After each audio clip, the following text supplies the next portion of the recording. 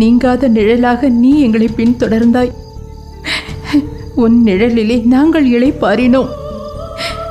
இன்று உன் மூலமே நாங்கள் கரையேற காத்திருக்கின்றோம். நன்றி விதுரா. அண்ணி, நீங்கள் என்னை வணங்கலாமா? நீங்கள் எனக்கு நன்றி சொல்லலாமா? உங்களின் ஆசியேதான் என்னை வழி நடத்தியது, என் செல்வங்களையும் காத்து நின்றது. நீங்கள்தான் என்னை ஆசீர்வதிக்க வேண்டுகிறேன்.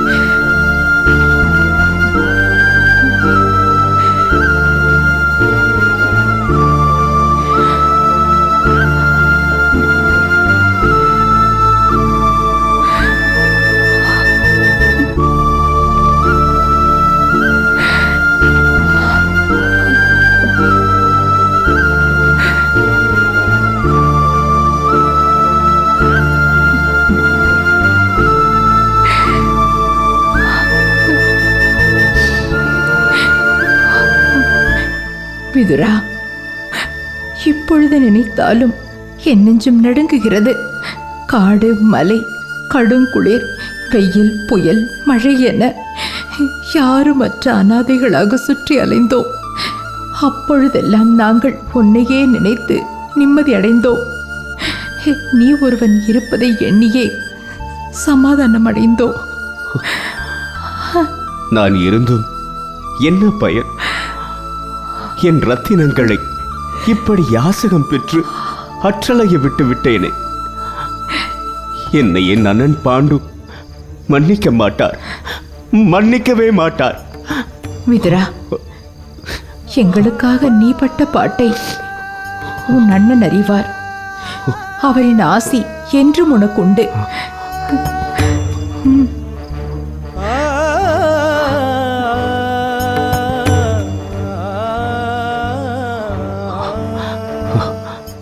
என் செல்வங்களே, உங்களை பிரிந்த துயரம் என்னை நிதம் நிதம் வாட்டி எடுத்தது. நான் கண்கள் மூடினால் எனக்கு உறக்கம் வருவதில்லை. என் கண்மணிகளே, என் கண்முன்னே உங்கள் முகம்தான் நிழலாடும். சித்தப்பா, நாங்கள் மீண்டும் உங்களை காண்போம் என்று கனவிலும் நினைக்கவில்லை. பீமா, நீதான் எத்தனை துரும்பாய் இழைத்து விட்டாய். நீ பசி தாங்க மாட்டாயடா. நீ சோற்றுக்காக கையில் பிச்சை பாத்திரம் ஏந்தியதை நினைத்தால் என் இதயத்தில் ரத்தம் கசிகிறதடா. சித்தப்பா, தங்களை கண்டவுடன் எங்கள் மனம் வானத்தில் சிறகடித்து பறக்கின்றன. இப்போதுதான் புதிதாக பிறந்ததைப் போல் உணர்கிறோம். என்ற தாயின் பாசத்தை நானும் தான் பெறுகிறேன்.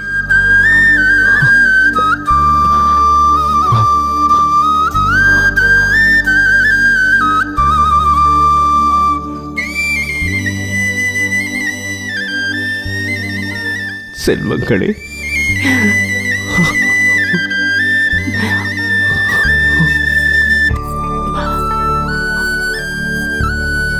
மாமா, என்னையும் நீங்கள் ஆசீர்வதிக்க வேண்டும்.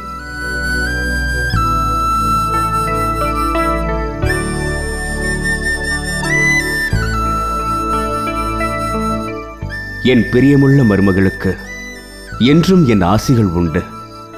பல்லாண்டு காலம் தீர்க்க சுமங்கலியாக சீரும் சிறப்பும் பேரும் புகழும் நாடும் வளமும் சந்தான பாக்கியமும் பெற்று வாழ்வாயாக.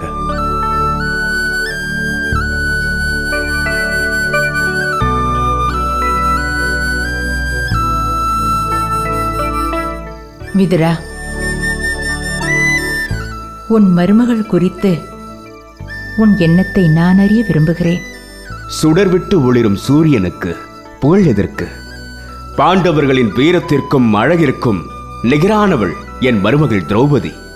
தேவர்களும் கந்தர்வர்களும் வியக்கும் அளவிற்கு பேரழகு கொண்டவள் என் மருமகள் திரௌபதி. பண்பிலும் ஒப்பற்றவளாக இருக்கிறாள். மகாமந்திரியாரே, நீங்கள் பசியோடு இருப்பீர்கள். அனைவரும் வாருங்கள், உணவருந்தலாம்.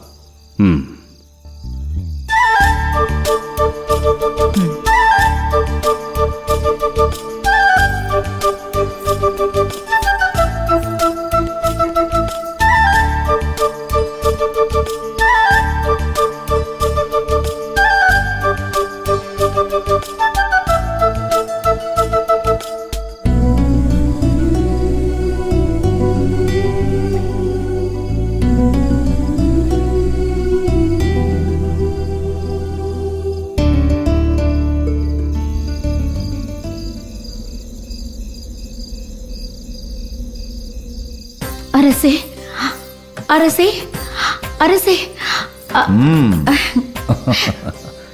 என்ன காந்தாரி, வழக்கத்தை விட இன்று மகிழ்ச்சியாக இருக்கிறாய்?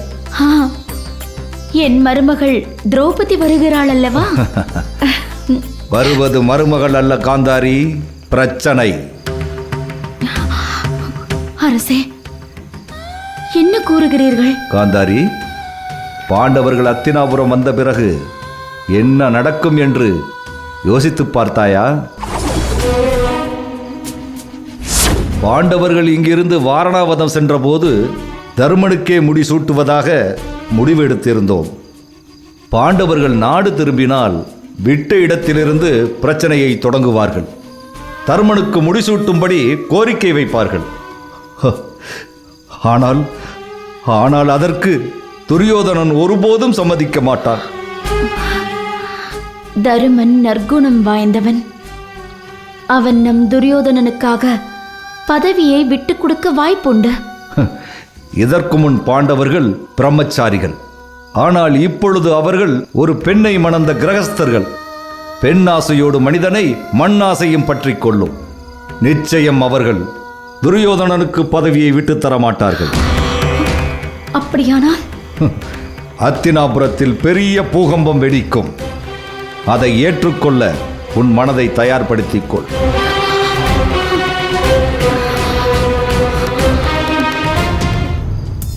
ஹத்தினாபுரத்தை விட்டு வாரணாவதம் புறப்பட்ட பொழுது எங்களுக்கு எதிராக இப்படியெல்லாம் சதிவலை பின்னப்பட்டிருக்கும் என்று நான் கனவிலும் நினைக்கவில்லை.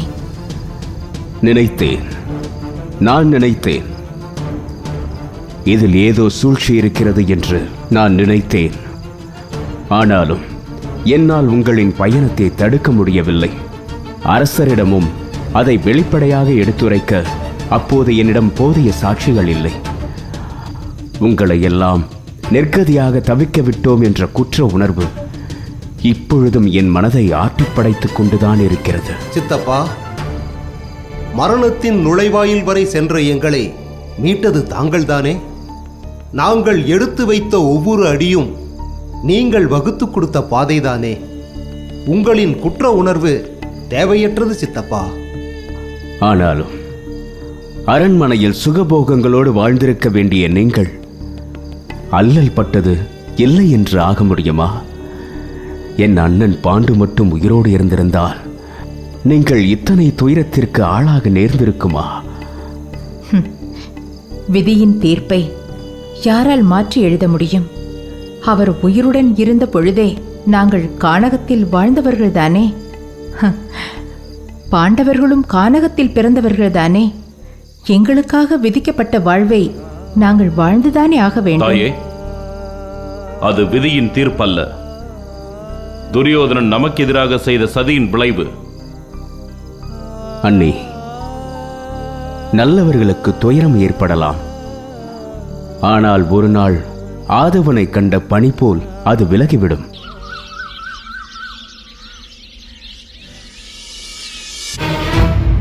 தந்தையே, எங்களை அழைத்ததன் நோக்கம் என்ன? துரியோதனா, உன்னிடம் சற்றே விவாதிக்க வேண்டியிருக்கிறது. சுற்றி வளைத்து பேச வேண்டாம், நேரடியாக விஷயத்தை சொல்லுங்கள். துரியோதனா, ஏன் இத்தனை அவசரப்படுகிறாய்? தந்தை சொல்வதை பொறுமையாக கேள். துரியோதனா, பாண்டவர்கள் திரௌபதியை மணந்து அத்தினாபுரம் வரவிருக்கிறார்கள். அவர்களை ராஜ மரியாதையோடு வரவேற்பது அத்தினாபுர அரசின் கடமை.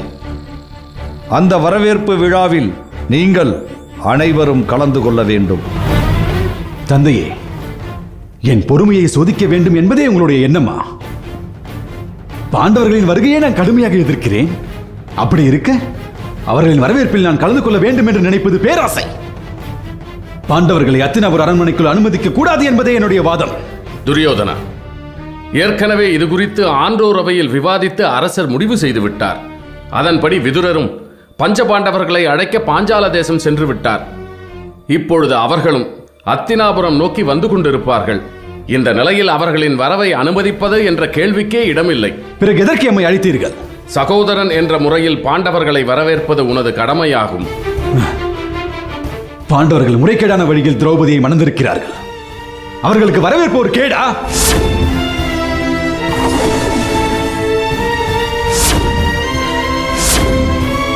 இந்த வரவேற்பில் என்னால் கலந்து கொள்ள முடியாது.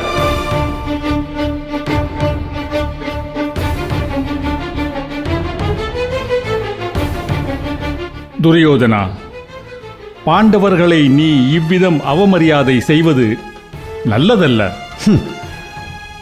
துரியோதனா, பிதாமகரும் ஆச்சாரியாரும் சொல்வதை கேள். என்னால் முடியாது.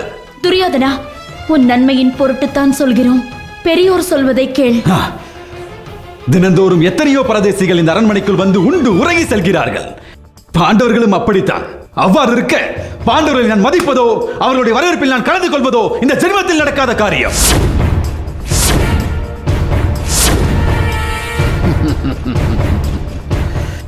என் மருமகன் துரியோதனன் சொல்வது சரியோ தவறோ நான் அறியேன். ஆனால் எனக்கு அவன் சொல்வதே வேதவாக்கு. அவன் எல்லா இடத்தில் எனக்கென்ன வேலை? நானும் இந்த வரவேற்பில் கலந்து கொள்ளப் போவதில்லை. தந்தையே, அண்ணனின் வழியே என் வழி.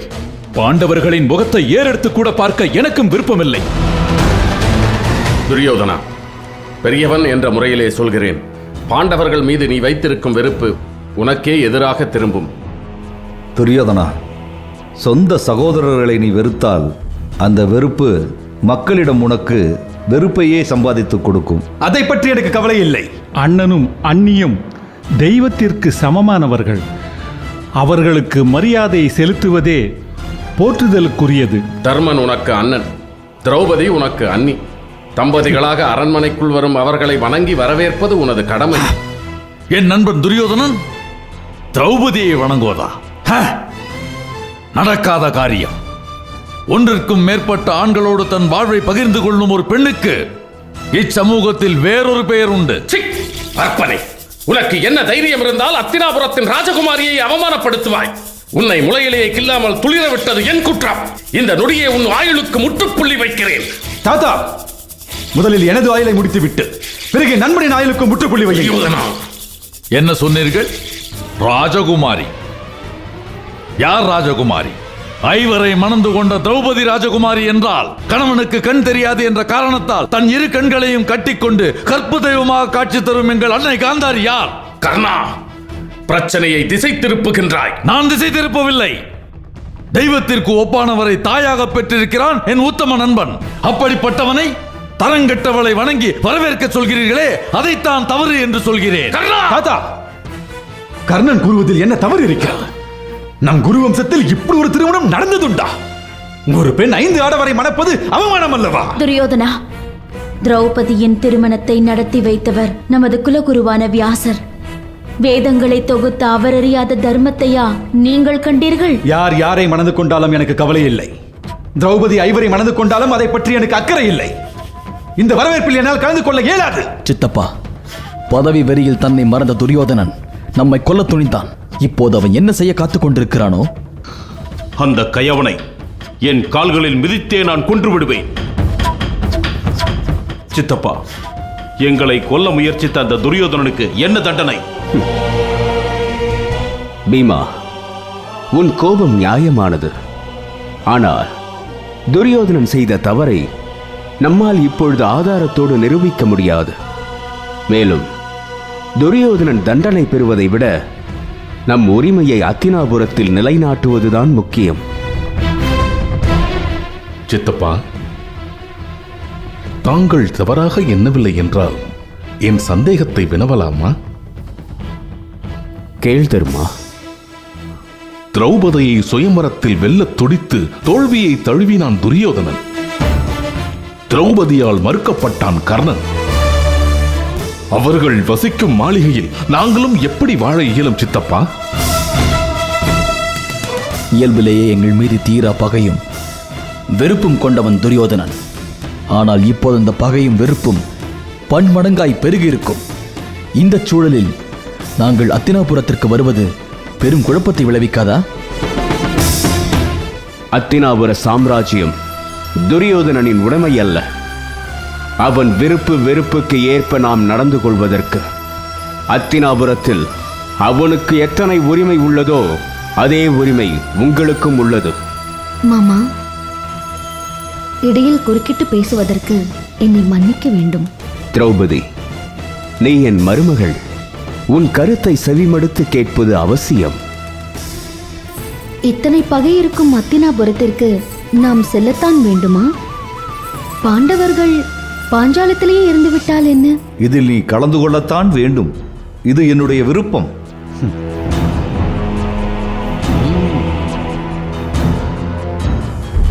சரி, நான் உறுதியளிக்கிறேன். என் நண்பன் நிச்சயமாக வரவேற்பில் கலந்து கொள்வான். ஆனால் ஒரு நிபந்தனை.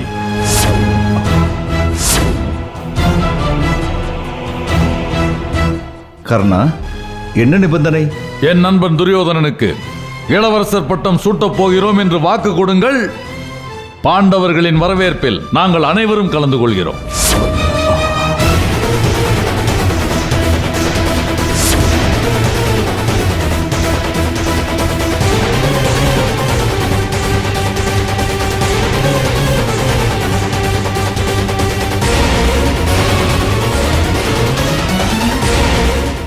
அதை முடிவு செய்யும் தருணம் இதுவல்ல துரியோதனா. அப்படியானால் எந்த அங்கீகாரத்தை கொண்டு இந்த அரசு விழாவில் பங்கு கொள்வது? துரியோதனா, நீ கேட்பது விளங்கவில்லை. தந்தையே, இந்த அரண்மனையில் எனக்கான இடம் எது என்று கேட்கிறேன். நீங்கள் பட்டத்து அரசர், தாயார் பட்டத்து அரசி. பிதாமகர் அத்தினாபுர அரண்மனையின் பெரும் காவலர். துரோணாச்சாரியார் நமது ராஜகுரு, கிருபாச்சாரியார் நமது குலகுரு, கர்ணன் அங்க தேசத்து அரசர். நான் யார்? நான் யார்? எந்த முகத்தை கொண்டு பாண்டவர்கள் வரவேற்பில் நான் கலந்து கொள்வது? கூறுங்கள், கூறுங்கள்.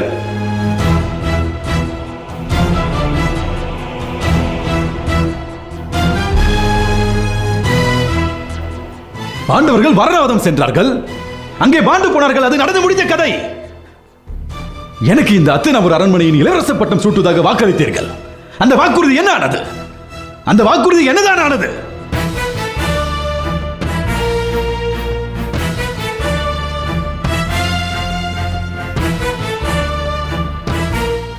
தாத்தா, ஏன் மௌனம் சாதிக்கிறீர்கள்? பதில் சொல்லுங்கள். பாண்டவர்கள் மாண்டு விட்டார்கள் என்றிருந்தாலும் அத்தினாபுரத்தின் இளவரசன் நீதான் என்று சொன்னீர்களே, பதில் சொல்லுங்கள். அத்தினாபுரத்தின் இளவரசன் யார்? எனக்கு பட்டம் சூட்ட தயாரா?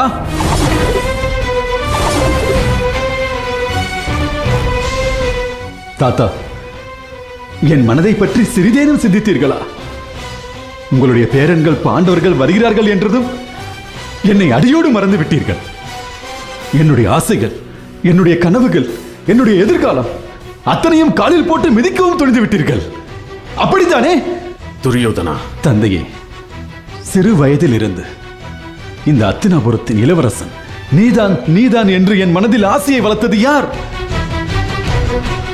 தாங்கள் தானே. ஆனால் இப்போது இந்த அத்தினாபுரத்தின் இளவரசன் நான் தான் என்று அறிவிப்பதில் தாங்களுக்கு என்ன தயக்கம்?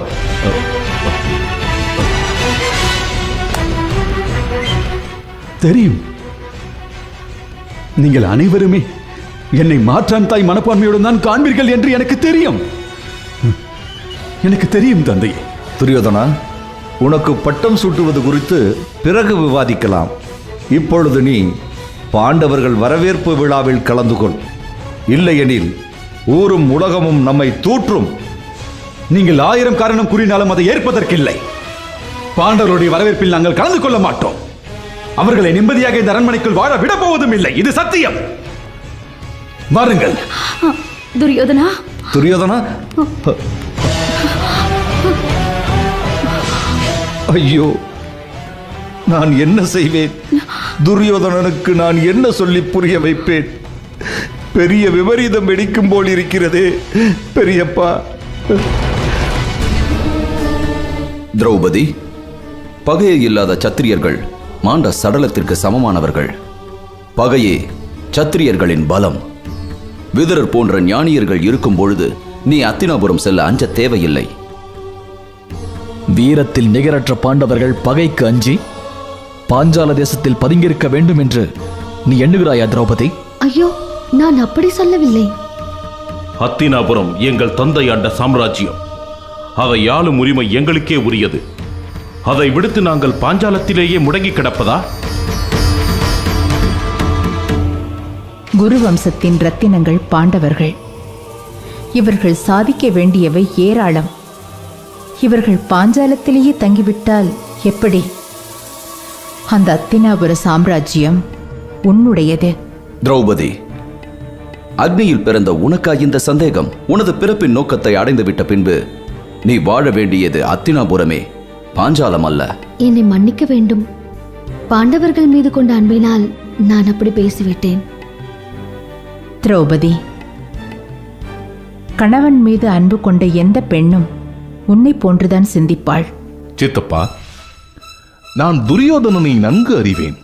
அவன் எங்கள் வருகையை நிச்சயம் எதிர்ப்பானே. துரியோதனன் உங்கள் வருகையை எதிர்ப்பான், அது உண்மைதான். ஆனால் பீஷ்மரும் துரோணரும் கிருபரும் அங்கே உங்களை வரவேற்க காத்திருக்கிறார்கள் என்பதை நீங்கள் மறந்துவிட வேண்டாம். வெறுப்பை விட அன்பிற்கு வலிமை அதிகம். அது உங்களை காத்து நிற்கும். ஹத்தினாபுர சாம்ராஜ்யம் என்பது துரியோதனன் என்ற தனி மனிதனுடையதல்ல. அது ஞானியரும் வீரரும் வேதியரும் குழுமி இருக்கும் புண்ணிய பூமி. எம்மை கொல்ல துணிந்தார்கள் கௌரவர்கள். அவர்கள் வாழும் பூமிக்கு நாங்கள் வரத்தான் வேண்டுமா சித்தப்பா? நெஞ்சுரம் போற்றி வளர், துஞ்சும் தீரம் தீட்டி விழி, அஞ்சுதல் அறிவிலார் செயல், கெஞ்சுதல் என்றும் இழ. பகையெனில் நீ பகைக்குள், உறவெனில் நீ உறவுகுள். நஞ்சென்றால் நீயும் நஞ்சு, பிஞ்சென்றால் நீயும் பிஞ்சு. குழவிக்கு குழவி நீ, கூற்றுக்கு கூற்று நீ. சித்தப்பா, நீங்கள் சொன்ன ஒவ்வொரு சொல்லும் எங்கள் மரணம் வரை நிலைத்து நிற்கும். உங்கள் சொற்படியே நடப்போம்.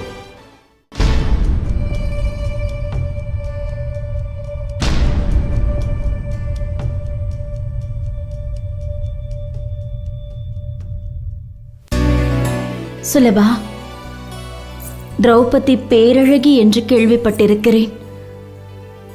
ஆனால் நம் மருமகளை காணும் பாக்கியமற்றவள் நான். திரௌபதியின் அழகை நீ வர்ணிப்பாயா? அக்கா, இது என் பாக்கியம் அல்லவா? நான் திரௌபதியை காண ஆவலோடு காத்து கொண்டிருக்கிறேன்.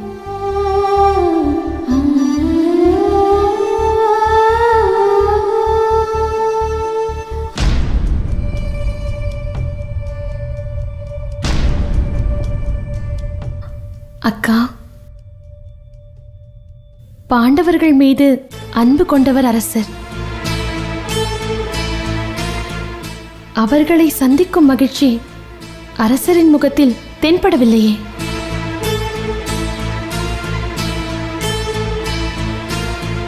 சுலபா, எப்படி மகிழ்ந்திருக்க முடியும்? என் புத்திரர்கள் எனக்கு ஆதரவாக இல்லையே. பாண்டவர்களின் வருகையை அவர்கள்தான் தீவிரமாக வெறுக்கிறார்களே. என்னால் என் புத்திரர்களை கண்டிக்கவும் முடியவில்லை, விட்டுக் கொடுக்கவும் இயலவில்லை. 100 புத்திரர்களை பெற்றும் ஆதரவற்று தவிக்கிறேன். அரசே, நாளும் கோலும் மாறும் பொழுது நன்மைகள் நம்மை தேடி வரும். வருத்தத்தை விடுங்கள். மாமா, வருந்த வேண்டாம். சகுனியின் ஆதரவு என்றுமே உங்களுக்கு உண்டு. சகுனி, நீ வந்துவிட்டாயா? பாண்டவர்களின் வரவேற்பில் கலந்து கொள்ள மாட்டேன் என்று சொன்னாயே. நான் வானிலை போல் மாறிக்கொண்டே இருப்பேன். மாறுவதுதான் மனிதனின் இயல்பு.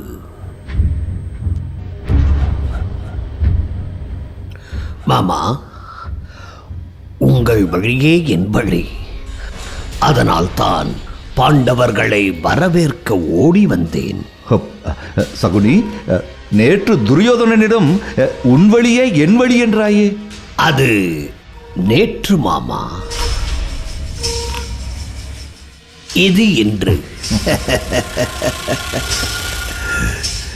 இன்று உங்கள் பக்கம் வந்து விட்டேனே. மகிழ்ச்சி தான். சகுனி, நீயாவது என்னை புரிந்து கொண்டாயே?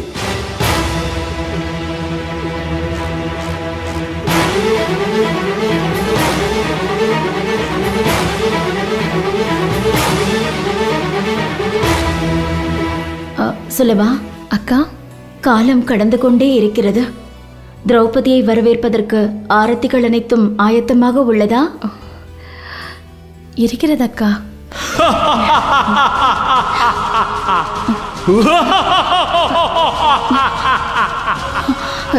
யார் சிரித்தது?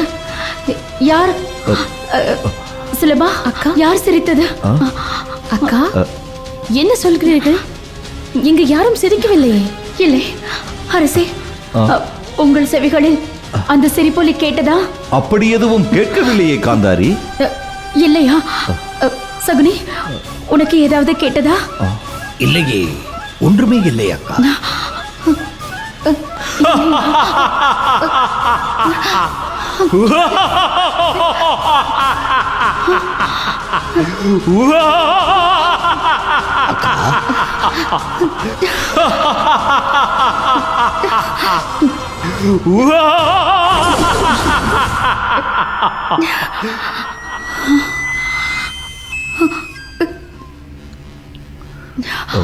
காந்தாரி,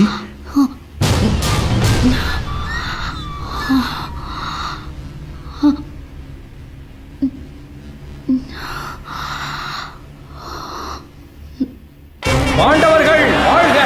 பாண்டு சக்கரவர்த்தியின் முதல்வர்கள் வாழ்க! பாஞ்சால இளவரசி வாழ்க! பாண்டவர்கள் வாழ்க! பாண்டு சக்கரவர்த்தியின் முதல்வர்கள் வாழ்க! பாஞ்சால இளவரசி வாழ்க! பாண்டவர்கள் வாழ்க! பாண்டு சக்கரவர்த்தியின் முதல்வர்கள் வாழ்க! பாஞ்சால இளவரசி வாழ்க!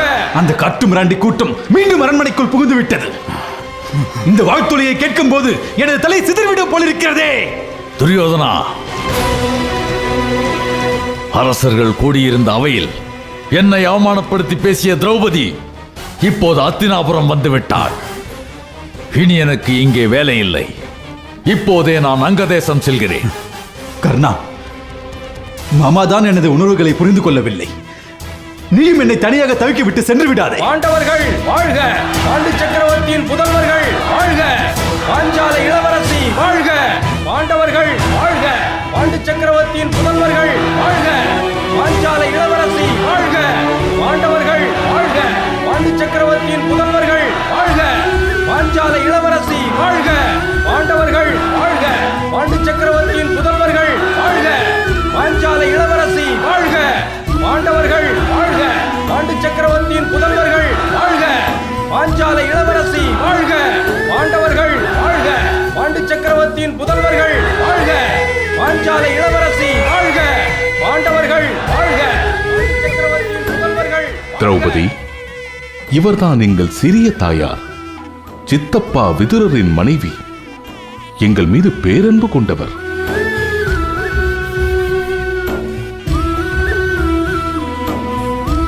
திரௌபதி, நீ நீடூடி வாழ்வாயாக. வாருங்கள். வா.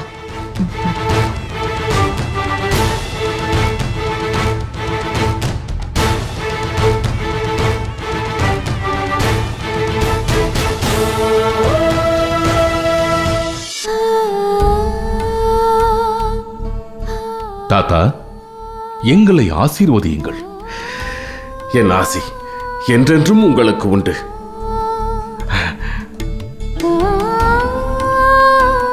தர்மா, இந்த கிழவனை தனியே தவிக்க விட்டுவிட்டு இது நாள் வரை எங்கு சென்று விட்டீர்கள்?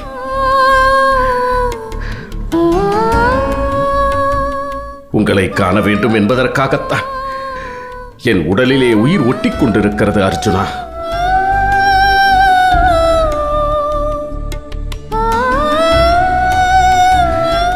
என்று உங்களை தீ பீடித்து விட்டது என்று கேள்வியுற்றேனோ, அன்றே நான் மரித்து விட்டேன் பீமா. இன்று உங்களை உயிருடன் கண்ட பிறகுதான் நடைபெணமாக கிடந்த நான் இன்று மீண்டும் உயிர் பெற்று எழுந்தேன்.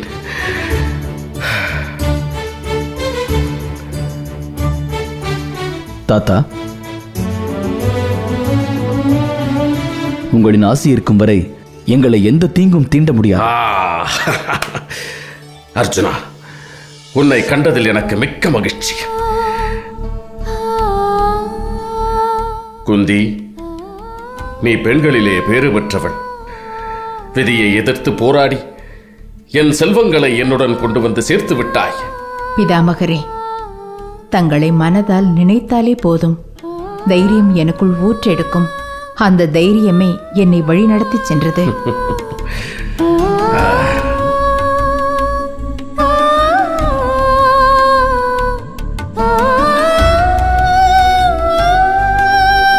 துரியோதனா, நீயாவது என் உணர்வுகளை புரிந்து கொள். குலத்தின் பெயரால் என்னை அவமதித்த அந்த அகங்காரின் முகத்தில் விழிக்க கூட நான் விரும்பவில்லை. இப்போதே நான் அரண்மனையை விட்டு வெளியேறுகிறேன். என்னை செல்லவிடு. கர்ணா, இனி ஒரு முறை உனக்கு இப்படி ஒரு அவமானம் ஏற்படாது, இது சத்தியம். அதே போல் என் மீது ஆணையிட்டு கூறுகிறேன், நீ என்னை விட்டு எங்கேயும் செல்லக்கூடாது. அண்ணா, வரவேற்புகள் எல்லாம் அமர்க்களப்படுகிறது. வாழ்த்துளிகள் விண்ணை பிளக்கின்றன. வாருங்கள், அந்த ஓநாய் கூட்டத்திற்கு கிடைக்கும் வரவேற்பை கண்டு வரலாம். நான் அதை காண விரும்பவில்லை. இது சத்ருவிற்கு கிடைக்கும் மரியாதை. அவர் பால் கொண்டிருக்கும் பகையை நம்மிடம் 1000 மடங்கு வளர்க்கும். கர்ணா, நாங்கள் சென்று கண்டு வருகிறோம்.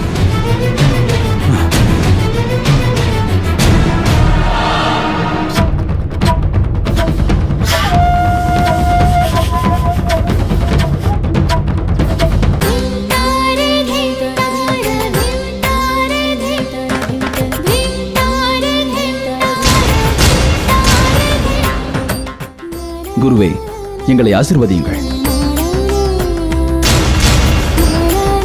என் பிரியத்திற்குரிய சிஷ்யனே அர்ஜுனா, என் வாழ்வின் அர்த்தமும் லட்சியமும் உயிர் பெற்று உன் ரூபத்தில் நிற்கிறது. எங்கே உன்னை மீண்டும் காணாமலே இறைவனடி சேர நேருமோ என்று அஞ்சினேன். ஆனால் நீயோ உன் குருவை அபகீர்த்தியிலிருந்து காப்பாற்றினாய். குருவே, தாங்கள் எனக்கு கற்றுத்தந்த அஸ்திர சஸ்திர வித்தைகள் என்னோடு இருக்கும்போது எங்களை எந்த கேடும் நெருங்க முடியாது. தர்மா, அர்ஜுனா, பீமா, உங்களை போன்ற வீரர்கள் இந்த மண்ணில் பிறக்க இன்னும் எத்தனை 1000 ஆண்டுகள் ஆகுமோ? பாண்டவர்கள் எங்கள் சிஷ்யர்கள் என்று சொல்லிக் கொள்வதில் நாங்கள் பெருமை கொள்கிறோம். எம் முன்னோர் செய்த புண்ணியமே தங்களை போன்ற குருக்கள் எங்கள் ஆசிரியராக வாய்க்க காரணம். எங்களை ஆசீர்வதிக்க வேண்டும்.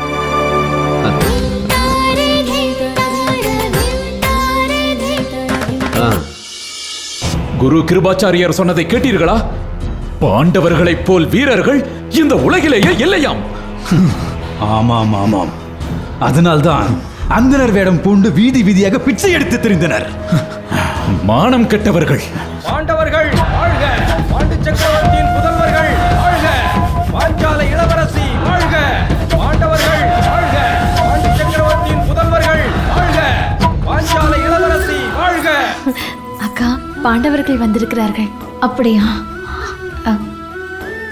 அரசே, எங்களை ஆசீர்வதிக்க வேண்டும். நீடூழி வாழ வேண்டும், நீடூழி வாழ வேண்டும்.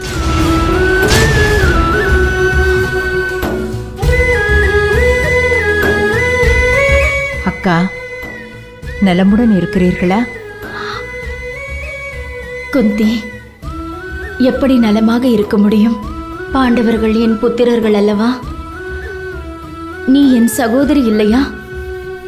நீங்கள் துயரத்தின் பிடியில் சிக்கி தவித்த போது நான் எவ்வாறு இங்கு நலமாக இருக்க முடியும்? அக்கா, இதோ தங்களின் மருமகள் திரௌபதி. அவளை தாங்கள் ஆசீர்வதிக்க வேண்டும்.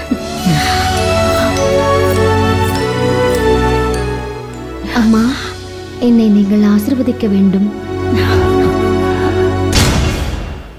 மருமகளே திரௌபதி, உன் சௌந்தரிய ரூபத்தை என் மனக்கண்ணால் காண விழைகின்றேன். குணவதியான நீ சீரும் சிறப்பும் பேரும் புகழும் சந்தான பாக்கியமும் பெற்று சுமங்கலியாக வாழ வேண்டும்.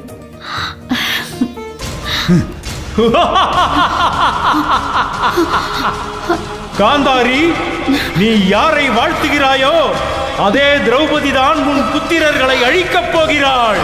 அவள் உன் புத்திரர்களை அழிக்க வந்த கூற்று. யார் சிரித்தது? இங்கு யார் சிரித்தது?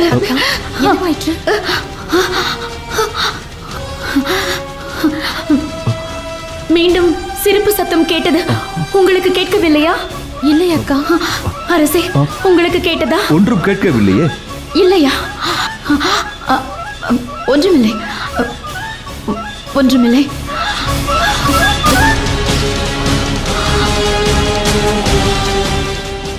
கண்ணீர் வடித்து நாடகம் ஆடிக்கொண்டிருக்கிறாள். அந்த அகங்காரம் பிடித்தவள். அவள் வடிக்கும் கண்ணீர்